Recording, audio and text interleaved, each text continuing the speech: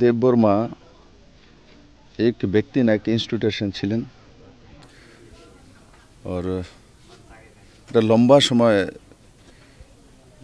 ওনার সঙ্গে কাজ করার আমি সুযোগ পেয়েছি কারণ উনি আমার ক্যাবিনেটের সাথী ছিলেন। আর আমি সবসময় অনুভব করতাম যখন ক্যাবিনেট আমাদের হতো তো বিভিন্ন অনেক সময় কিছু কঠিন ব্যাপার সিদ্ধান্ত নিতে হতো। এনসি দেববর্মা এবং রতনলাল নাথ এই দুইজন ব্যক্তি এমন ব্যক্তি যারা আমার বিভিন্ন কঠিন সিদ্ধান্তগুলি নেওয়ার সময় আমার পাশে না আমার সাথী হয়ে দাঁড়াতেন এবং সিদ্ধান্তগুলি সঠিক কীভাবে রূপায়ণ করা যায় সেই বিষয়ে সহি দিশা ও সিদ্ধান্ত নেওয়ার মতো পার্সোনালিটি আজকে আমাদের মধ্যে নেই। এনসি দেববর্মা মহোদয় নিশ্চিত তাতে ত্রিপুরার রাজনীতির এক বিরাট বড় অধ্যায়ের সমাপ্তি হয়েছে। আর আগামী দিনে রিজনাল যে জনজাতি পার্টিগুলি আছে এনসি দেববর্মার ভরপাই করতে পারবে কি না আজকের দিনে সন্দেহ আছে। আর এনসি দেববর্মার ব্যক্তিত্ব সোজবোঝ ও সর্বভাষায় পারদর্শিতা সব বিষয়ে জানকার এমন একজন ব্যক্তিত্ব আমরা হারিয়েছি। স্বাভাবিকভাবে আমি মর্মাহত। ওনার বিদায়ী আত্মার প্রতি আমি সদ্ভাবনা কামনা করছি। আর সঙ্গে সঙ্গে ওনার ধর্মপত্নী আছেন, উনিও বৃদ্ধ বয়স্ক, উনি সুস্থ থাকুক, ভালো থাকুক। উপরওয়ালার কাছে এটাই প্রার্থনা করব যে উনি সুস্বাস্থ্যের অধিকারী হোক।